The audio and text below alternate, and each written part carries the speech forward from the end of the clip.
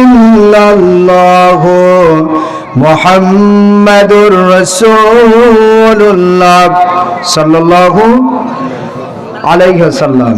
সর্বপ্রথমে শুকরিয়া আদায় করছি সে আল্লাহ সুবহানাহু ওয়া তাআলার সহিংস দরবারে, যে মালিক, যে রব, দয়া করে মায়া করে হাজারো ব্যস্ততাকে দুপায়ে মারিয়ে মহাবিশ্বের মহাবিষয় মহাগ্রন্থ আল কোরআনুল কারীমের মাহফিলে আল্লাহ রাব্বুল আলামিন সুবর্ণ সুযোগ দান করেছেন। আসতে পেরেছেন, আপনার খুশি না নারাজ? খুশি বলেছেন, এই আওয়াজে বললে হবে না তো। যারা খুশি হয়েছেন জোর আওয়াজে বলেন লিল্লাহি তাকবীর, লিল্লাহি তাকবীর। আল্লাহ রাব্বুল আলামিনের মহান দরবারে হাম প্রশংসা কালিমাত শুকর আদায় করছি, প্রাণ খুলে খুশি হয়ে সকলে বলছে আলহামদুলিল্লাহ। শতকোটি দুরূদ ও তাসলিমে বর্ষিত হোক মহাবিশ্বের মহাবিষয় মহাগ্রন্থ আল কোরআনের পাঠক রাহবার, যে বিশ্ব নবীর ওপর নাজিল হয়েছে, এমন একটি গ্রন্থ এমন একজন ব্যক্তির ওপর নাজিল হয়েছে যে গ্রন্থের ওপরে, যে গ্রন্থের মধ্যেও কোনো ভুল নেই, যে বিশ্ব নবীর চরিত্রের মধ্যেও কোনো ভুল নেই। আলহামদুলিল্লাহ বলেন। এমন একজন কোরআন থেকে বিশ্ব নবীর জীবনে শুনতে আমরা এসেছি, যে নেতা, যে রাসূলের মধ্যে কোনো ভুল নেই, ত্রুটি নেই, গুনাহ নেই, কোনো অন্যায় নেই, কোনো পাপের কোনো কালিমা নেই। আছে নাকি? এমন নিখুঁত গ্রন্থ থেকে নিখুঁত একজন নেতার জীবনে শুনতে এসেছি। আপনার খুশি তো? খুশি না? এমন একজন বিশ্ব নবীর উম্মত হতে পেরে নিজেকে ধন্য দাবি করছি, ধন্য মনে করছি, যিনি একদিক দিয়ে ছিলেন নবী, রাসূল, ইমামুল মুরসালিন, খাতামান নবিয়্যিন, আশরাফুল আম্বিয়া। আবার সেই নবী আর এক দিক দিয়ে ছিলেন মদিনা নগর কেন্দ্রিক রাষ্ট্রের প্রধান। রাষ্ট্রের প্রধান হয়ে কায়েম করেছিলেন সুখী, সমৃদ্ধ, আধুনিক, সার্বধানিক, যুগ উপযোগী সোনালী সমাজ, সোনালী দেশ। যেই সমাজে, যেই দেশে ছিল না চুরি, ডাকাতি, খুন খারাপি, রক্তপাত, জেনা, ব্যভিচার, অন্যায়, অসত্য, সকল অন্যায়ের কবর রচিত করে যে বিশ্ব নবী কোরআনের বাণী দিয়ে কোরআনের মানুষ তৈরি করে অবহেলিত ঘুরে ধরার সমাজের চিত্র চেঞ্জ করে দিয়ে যে বিশ্ব নবী উপহার দিয়েছিলেন সোনালী সমাজ, কোরআনের সমাজ, সেই সমাজের মানুষগুলো কান্না ভুলে গিয়ে মুখে মিষ্টি হাসি ফুটেছিল, ঠিক কিনা? অশান্তির দাবানলে যে জাতি দাও দাও করে জ্বলে পড়ে ছাই হয়ে গিয়েছিল, সে জাতিকে একটু বিশ্বনবীর পাশে নিয়ে কোরআনের নূর দিয়ে হেদায়েত বানিয়ে তাদেরকে মাথা উঁচু করে দাঁড়াবার পরিবেশ করে দিলেন, ঠিক কিনা? এমন একজন মদিনাওয়ালা, কামলওয়ালা, রাহবার আলম, দয়ার নবী, মায়ার নবী, করুণার ছবি, বিশ্ব নবী জনাব মুহাম্মদ রাসূলুল্লাহ সাল্লাল্লাহু আলাইহি সাল্লামের প্রতি সংক্ষিপ্ত দরুদ ভালোবাসা দিয়ে মন প্রাণ আবেগ উজাড় করে কণ্ঠ ছেড়ে কলিজা থেকে 5000 কিলোমিটার দূরে যেই মদিনা রয়েছে, অনেক দূরে, সেই মদিনাতুল মুনাওয়ারায় বিশ্ব নবী শুয়ে রয়েছেন। বিশ্ব নবীর প্রতি দরুদ, সংক্ষিপ্ত দরুদ পেশ করছি। সকলে বলছে আল্লাহুম্মা সাল্লি ওয়া সাল্লিম আলা নাবিয়িনা মুহাম্মদ সাল্লাল্লাহু আলাইহি ওয়াসাল্লাম। আসলে আপনারা কি মন খারাপ করেছেন? ক্লান্ত হয়ে পড়েছেন? সূচনা লগ্নেই যদি ক্লান্ত হয়ে যান, প্রধান মেহমান তো হাতে আছে, ঠিক কিনা? গুরুত্বপূর্ণ আলোচনা করবেন আজকের প্রধান মেহমান। আমি শুধুমাত্র আপনাদের সামনে একটু মানুষকে সমবেত করার জন্য বসেছি। যেমন কারেন্ট না থাকলে জেনারেটর দিয়ে কারেন্টের কাজ করি, ঠিক কিনা? তো আমরা জেনারেটরের মতো বসেছি। কারেন্ট আছে যদিও, তো কারেন্ট না থাকলে জেনারেটরে যে কাজ করে, সে জেনারেটরের কাজ হচ্ছে দ্বিতীয় বক্তা, ঠিক কিনা? সবাই চেয়ে থাকে প্রধান বক্তা কখন আসবে। আমি গত কয়েকদিন আগে ভোলাহাট গেলাম, এটা মাহফিলে। ওখানে দ্বিতীয় বক্তা চমৎকার কোরআন থেকে আলোচনা করছে। মানুষের মনোযোগ শুধু খালি প্রধান বক্তা দিয়ে কখন আসবে। যাওয়ার সাথে সাথেই মাইক্রো থেকে নেমেই যখন মঞ্চের দিকে অগ্রসর হচ্ছি, এ মুহূর্তে মানুষ মুখরিত হলেন। দ্বিতীয় বক্তা যে আলোচনা, এটা ভুলেই গেল। এই যে প্রধানের একটা আকর্ষণ, কিন্তু আসলে এটা উচিত না উচিত নয় বলেন তো? এটা কিন্তু ঠিক নয়। কারণ কোরআন হাদিস থেকে কথা বলছিলেন আমাদের প্রবীণ আলেম, যে আলেমদের হাত থেকে অনেক শত শত হাজার হাজার ছাত্রছাত্রী তৈরি হয়েছে, ঠিক কিনা? সমাজের মানুষ অনেক উপকার পেয়েছে। কিন্তু যখন তৃতীয় বক্তা দ্বিতীয় বক্তা আলোচনা করে, তখন মনোযোগ থাকে না, মনোযোগটা থাকে প্রধান বক্তার দিকে। বলেন তো, প্রধান বক্তা কোরআন থেকে আলোচনা করে, আর তৃতীয় আর দ্বিতীয় যে মুফাসসিরগুলো আলোচনা করে, তারা কি কোরআন থেকে কথা বলে না? বলে না? বলে না? এই জন্য আসি বিশ্ব নবীর প্রতি সংক্ষিপ্ত দুরূদ সকলে বলছি সাল্লাল্লাহু আলাইহি ওয়াসাল্লাম। আপনারা খুশি আছেন, তাতেই মুখে মিষ্টি হাসি আছে, এটা দেখেই বুঝে যাচ্ছে। ইনশাআল্লাহ মাহফিলের শেষ পর্যন্ত আপনারা থাকবেন তো? শুনতে এসেছি মহাগ্রন্থ আল কোরআন। এই কোরআন থেকে বিশ্ব নবীকে একটু জানার দরকার আছে না নাই? আছে না? তাফসীর কমিটি কষ্ট করে দিন রাত মাথার ঘাম পায়ে ফেলে কঠোর পরিশ্রম করে মাহফিলের ব্যবস্থা করেছেন। বিশেষ করে তাফসীর কমিটির সকল ভাইদের প্রতি আমার আন্তরিক ভালোবাসা, শুভেচ্ছা, এবং আল্লাহ রাব্বুল আলামিন তাদের এই মাহফিলকে যেন কিয়ামত পর্যন্ত কবুল করেন। সাথে সাথে যুবক ভাইদেরকে আল্লাহ কবুল করে হায়াতে তয়্যিবা শেফায়ে কুল্লিয়া দান করেন। সকলে বলে আল্লাহুম্মা আমিন। আর বিশেষ করে খুবাইব ভাই একজন সক্রিয় তাফসীর কমিটির একজন ব্যক্তি, ঠিক না? ওনার সাথে আমরা বারবার কথা হয়েছে।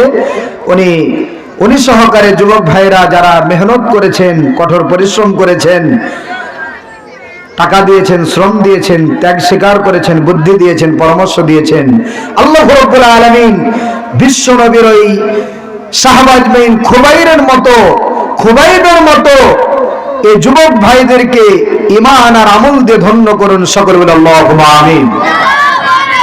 তার বিশ্ব নবীর জীবনীটা জানতে হবে। নবী কেমন একজন নবী ছিলেন, কেমন একজন নেতা ছিল, এটা আপনাকে আমাকে বেশি বেশি জানতে হবে। যে বিশ্ব নবীর শাফায়াত ছাড়া কাল কঠিন কিয়ামতের দিন আপনি আমি তাম পৃথিবীর কোনো মানুষ জান্নাত যেতে পারবে না। পারবে নাকি? পারবে না। সেই নবীর জীবনীটা জানার দরকার আছে না নাই? আপনি আমি কত নেতার জীবনে জানলাম, কত নেতার পেছনে ছুটলাম, যে নেতাগুলো কাল কঠিন কিয়ামতের দিন নিজেই তো জান্নাতের গ্যারান্টি নেই, নিজে জান্নাতে যেতে পারবে কিনা এটার গ্যারান্টি নেই, আপনার আমার জন্য কি উপকার করবে, ঠিক কিনা?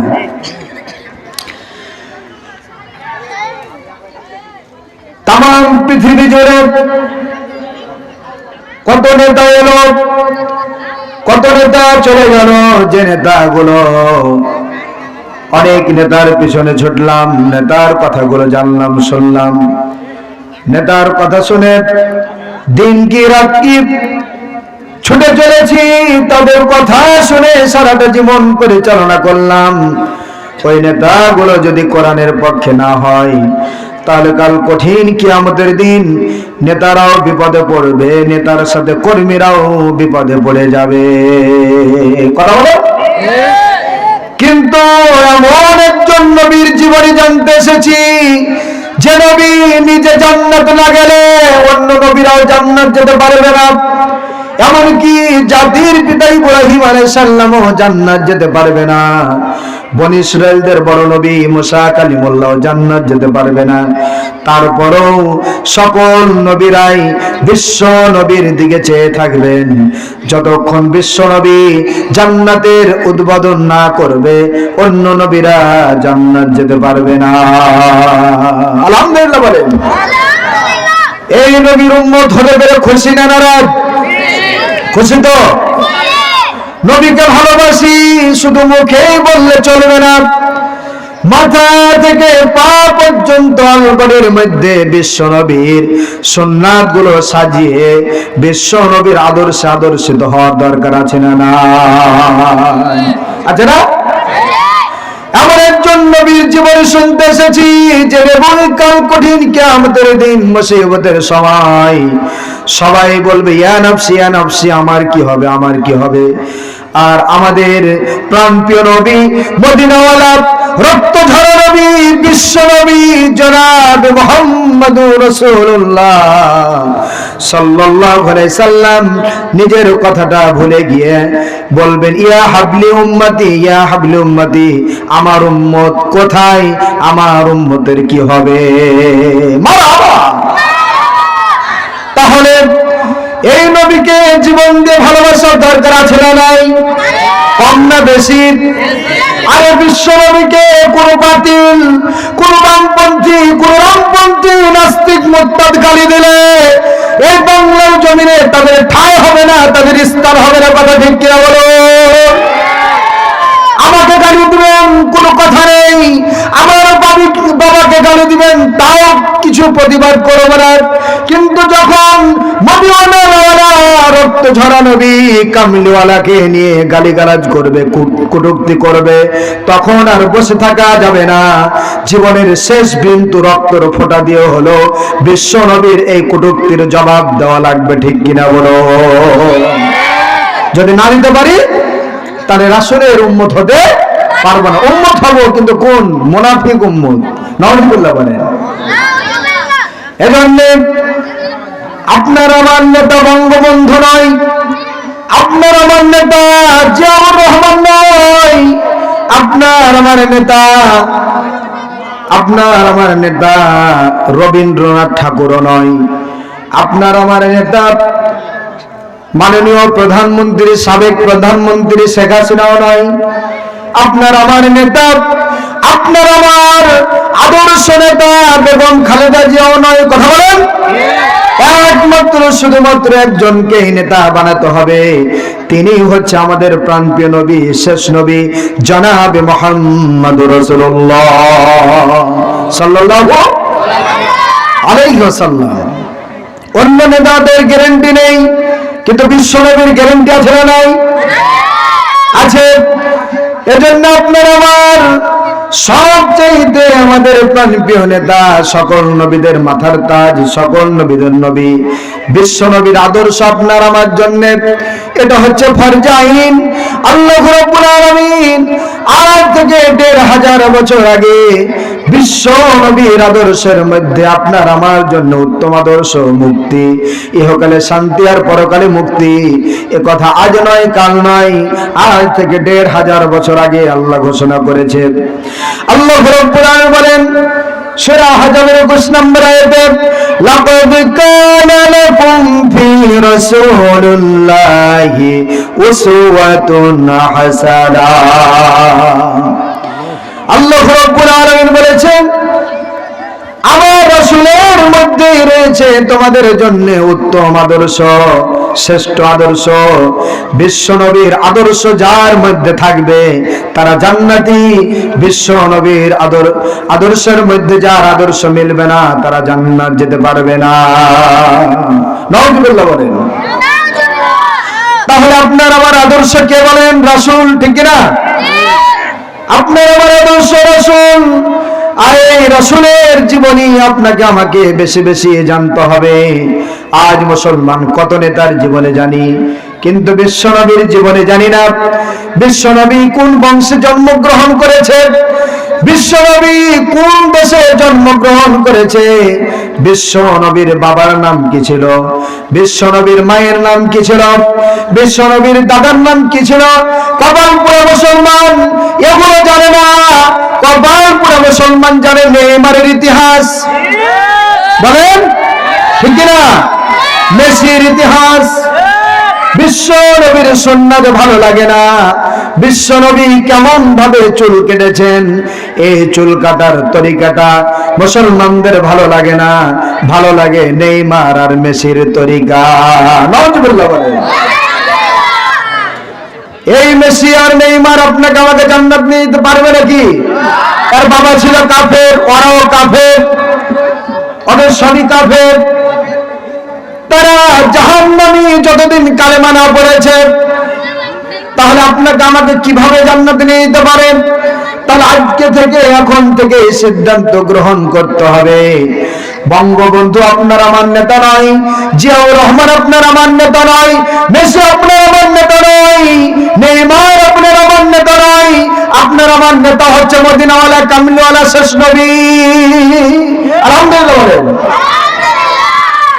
হায় রে, বিশ্বনবী এত সুন্দর মানুষ ছিল, যেমন তার সুন্দর চেহারা ছিল, তেমন সুন্দর আদর্শ ছিল, তেমন তার কথা ছিল, তেমন তার আচার আচরণ ছিল, তেমন তার সুন্দর লেনদেন ছিল, তার কথাবার্তা ছিল, উঠা বসা ছিল, তার আদর্শটা ছিল কত সুন্দর। বেধর্মীরা তার কথা শুনেই কালেমা পড়েছে। চার চেহারা দেখে মানুষ পাগল হয়ে দেরি করে নাই, কালেমা উচ্চারিত করে তারা সচেতন কালেমার মধ্যে আশ্রয় নিয়েছে। বিশ্বনবীর হাতে হাত দিয়ে মুসলমান হয়েছে, ইতিহাস আছে না নাই? বিশ্বনবী এত সুন্দর অপরূপা চেহারার অধিকারী ছিল, কেমন ভাবে বোঝাই, কিভাবে বোঝাই? আম্মা যারা এসব বর্ণনা করছেন, একদিন এক সময় রাত্রে আমি হাতে সুই নিয়ে আমি হাতের কাজ করছিলাম, করতে করতে হঠাৎ করে আমার হাত থেকে সুইটা যেন রুমের মধ্যে পড়ে গেল। সুইটা খোঁজার জন্য আমি এদিক সেদিক অনেক চেষ্টা করলাম। বাড়ির মধ্যে আলো নেই, বাতি নেই, মোমবাতি নেই, চেরাগ নেই, যা আছে তেলও নেই, সেগুলো পড়ে আছে। কি জেনে কিভাবে সুইটা খুঁজে পাওয়া যায়? একটু পেরেশানির মধ্যে আম্মা যারা এসে পড়ে গেলেন, তিনি সুইটা খোঁজাখুঁজি করছেন। হঠাৎ করে বিশ্বনবী এশার নামাজ পড়ে তিনি বাড়িতে এসে দরজাতে পা দিয়েছেন। বিশ্বনবী পা দেওয়ার সাথে সাথে অন্ধকার ঘরটা বিশ্বনবীর নূরে আলোকিত হয়ে গিয়েছে।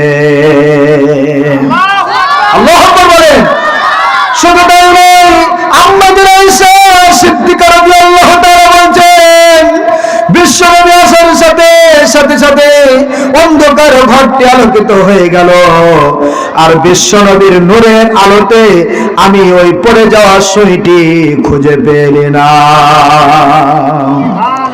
সুবহানাল্লাহ বলেন। বিশ্বনবীর সুন্দর চুল ছিল, কোকড়ানো চুল ছিল। তিনি অনেক উঁচা ছিলেন না, অনেক নিচা ছিলেন না, মিডিয়াম সাইজের ছিলেন। যে গঠন, যে চেহারা দেখলে মানুষ পাগল হয়ে যায়, মানুষের দৃষ্টি কেড়ে নেয়, এত সুন্দর অপরূপ চেহারার অধিকারী বিশ্বনবী ছিলেন। তার চোখগুলো ছিল টানা টানা, ঠোঁটটা ছিল গোলাপের পাপড়ির মতো। আলহামদুলিল্লাহ বলেন। তিনি সুঠাম দেহের অধিকারী ছিলেন, এত সুন্দর ছিলেন, এত সুন্দর করে বিশ্বনবীকে আল্লাহ সৃষ্টি করেছিলেন। আপনাদের সামনে বিশ্বনবীর দুইটি দিক নিয়ে আলোচনা করতে চাই। একটি হচ্ছে সুরাত, আর একটি হচ্ছে সিরাত। সুরাত হচ্ছে বিশ্বনবীর চেহারা, মাথা থেকে পা পর্যন্ত পুরা অল বডিটা হচ্ছে সুরাত।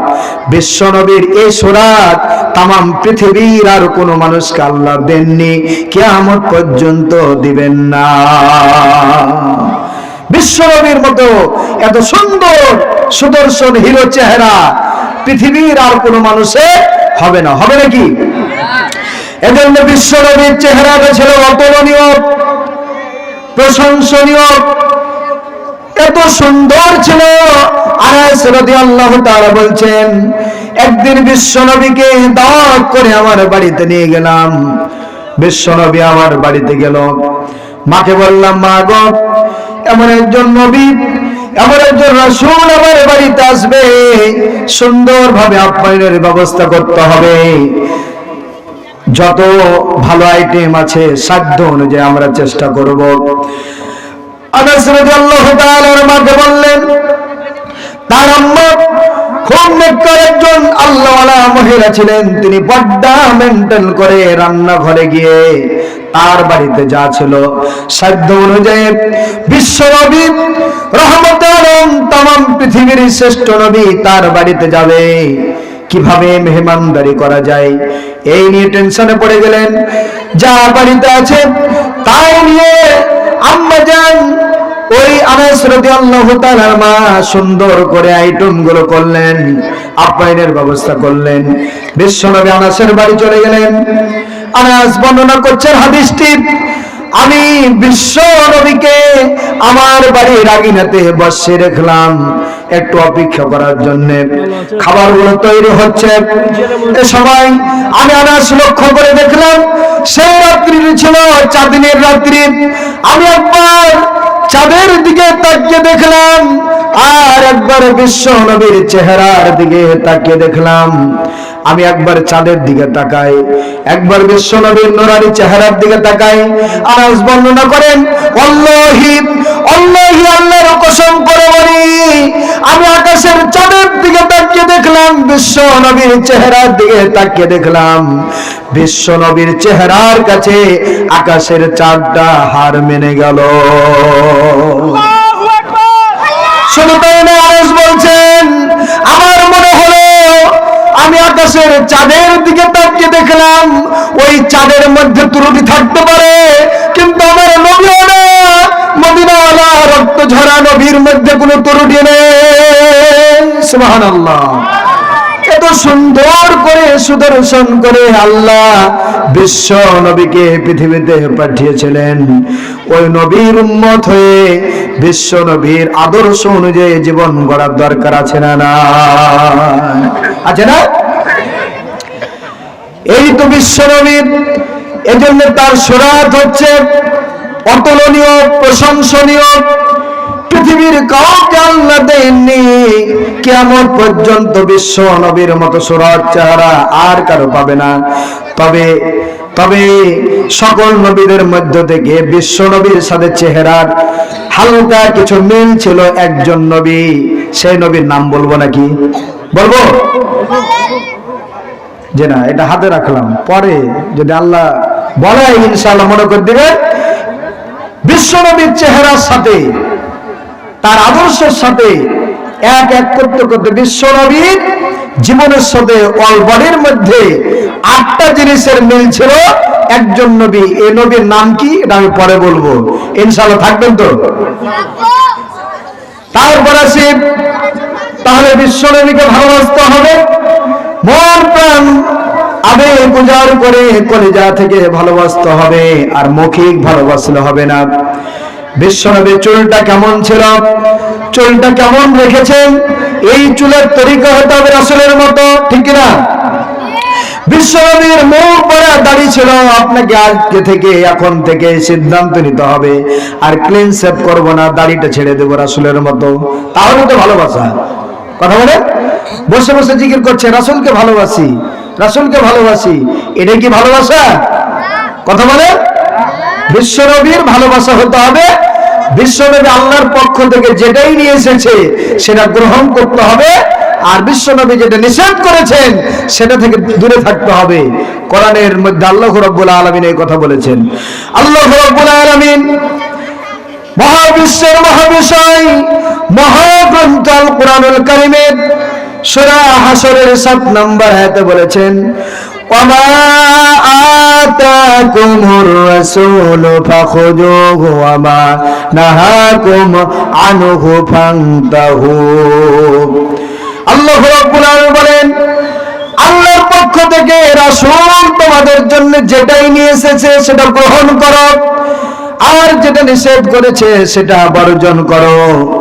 এই আয়াতের অর্থে বোঝা গেল একটা হচ্ছে রাসূলের জীবনী থেকে পালনীয়, আর আরেকটি হচ্ছে বর্জনীয়। একটা হচ্ছে পালনীয়, বিশ্বনবী যা পালন করেছেন, করতে বলেছেন, সেটা আপনাকে আমাকে পালন করতে হবে, ঠিক না? আর রাসূল যেটা নিষেধ করেছেন, যেটা নিজে করেন নাই, করতে নিষেধ করেছেন, স্বীকৃতি দেননি, সেই কাজটি করা যাবে না। এজন্য একটি হচ্ছে পালনীয় আর একটি বর্জনীয়। করতে রাজি আছেন তো? আছেন রাজি? তাহলে বিশ্বনবী 3 তরিকায় চুল রেখেছে, 3 তরিকায় আপনাকে আমাকে চুল রাখতে হবে। এটা হচ্ছে রাসূলের ভালোবাসা। বিশ্বনবী গোঁফটাকে ছোট করেছেন, দাড়িটাকে লম্বা করেছেন, আপনাকে আমাকেও গোঁফটা ছোট করতে হবে, দাড়িটা লম্বা করতে হবে। কিন্তু আজ মুসলমান 2 দিন 3 দিন পর পর ক্লিন শেভ করে, এরকম আছে না নাই? ক্লিন শেভও করে, বিশ্ব নবীর কলিজাতে খুঁড়ো দেয়, আবার ওই মুখ দিয়ে বলে আমি রাসূলকে ভালোবাসি। ও মুসলমান, এই ভালোবাসা রাসূলের ভালোবাসা হতে পারে না, ঠিক না? রাসূলকে ভালোবাসে এটা মুখে বলবো, কাজে পরিণত করবে, এটাই হচ্ছে ভালোবাসা। কথা বলেন? এজন্য বিশ্বনবীর ভালোবাসা মুখের সাথে কাজের মিল থাকবে, তাহলে মুখ ভরা দাড়ি ছাড়তে হবে। নিয়ত করে নেন মনে মনে যে মরতে চাই, মৃত্যুর ডাক কখন আসবে, আজরাইল কোন সময় চলে আসতে পারে, মুখ ভরা দাড়ি নিয়েই কবরে যেতে চাই। বলা যায় না এই দাড়ির ওসিলাতেই আল্লাহ হয়তো আপনাকে আমাকে ক্ষমা করে দিতে পারে, ঠিক না? পারে না? কিন্তু আজ আমরা দাড়ি চাপতে রাজি নয়, অনেক সমস্যা। হুজুর আমার তো বিয়ে হয়নি, যুবক মানুষ, দাড়ি ছেড়ে দিলে বউ পাওয়া যাবে? নাউজুবিল্লাহ বলেন। হুজুররা হেফজখানায় পড়ালেখা করে, ছোট থেকে দাড়ি চাড়ে, ওরা মনে হয় বউ পায়নি নাকি? বউ পায়নি? পেয়েছে না পায়নি? এই জন্য একটা কোরআনের তাফসীর থেকে, একটা মাহফিল থেকে একটা শিক্ষা যদি নিতে পারেন, তাহলে দুইটি মাহফিল থেকে দুইজন দুই করে চারজন বক্তার মুখ থেকে চারটি শিক্ষা নেবেন। দেখবেন এক সমাজে কোরআনের মাহফিল থেকে আপনার ভুলগুলো সংশোধন হয়ে, আপনার শিক্ষাগুলো জীবনে বাস্তবায়ন হয়ে এক সমাজে ইমানদার মুমিন হয়ে যাবেন, ঠিক কিনা বলি? এজন্য আসি বিশ্বনবীর সুন্নাত অল বডির মধ্যে সাজাতে হবে। একজন মানুষ প্রতিদিন ক্লিন শেভ করে, প্রতিদিনের ন্যায় একদিন ক্লিন শেভ করে, তার ছোট্ট একটি ছেলে আছে, 5 বছরের একটি ছেলে, কেবল মুখ ফুটেছে, কথা বলতে পারে, কিন্তু খুব চালাক, এজন্য সুন্দর সুন্দর কথা বলে।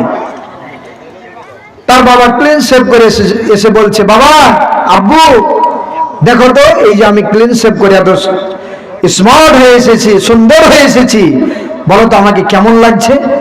ছোট বাচ্চাটি বলছে, আব্বু আপনাকে আমার মায়ের মতো লাগছে। তার বাবা বলছে, ধুর বেটা, তোমার মায়ের মতো মানে? বলছে, হ্যাঁ বাবু, হ্যাঁ আব্বু, যুক্তি আছে, আপনি রাগলে হবে না। যুক্তি হচ্ছে এটাই, আমার মায়ের মুখে যেমন দাড়ি নেই, আপনারও মুখে দাড়ি নেই। নাউজুবিল্লাহ বলেন। বাবা কিন্তু খুব লজ্জা পেল, খুব লজ্জা পেলেন। শুধু তাই নয়, ও বাচ্চা বলছে, আব্বু আব্বু, একটা দেশের মানচিত্র যেমন হয় একটা পতাকা, বাংলাদেশের মানচিত্র লাল সবুজের পতাকা, ঠিক কিনা বলি? এটা যদি আপনার সৌদি আরবে থাকে, এই বাংলাদেশের মানচিত্র সৌদি আরবে থাকলে কি সৌদি আরবের পতাকা হয়ে যায়? বাংলাদেশের পতাকা যেখানে থাকবে দেখলেই চেনা যায় এটা হচ্ছে বাংলাদেশের পতাকা। মুসলমানের মানচিত্র হচ্ছে মুখের দাড়ি, দেখলেই বোঝা যায় এ লোকটা মুসলমান। কথা ঠিক কিনা বলুন? এজন্য বাবা একটু লজ্জা পেল, বলছে, বাবা আপনি পুরুষ, পুরুষের দাড়ি হচ্ছে একটা বীরত্ব, বীরত্বের পরিচয় বহন করে, আপনি একটা বীর পুরুষ। মহিলার মতো আপনি মুখ কিনে ফেস করে রাখবেন, ক্লিন শেভ করবেন, আপনি দাড়িটা ছেড়ে দেন। সেদিন থেকে তার বাবাটা বলছে, আজকে থেকে আমি তওবা করলাম, ছোট ছেলের এ কথাটা আমার জ্ঞান ঘুরে গেল। সেদিন থেকে লোকটা মুখ ভরা দাড়ি ছেড়ে দিয়েছে।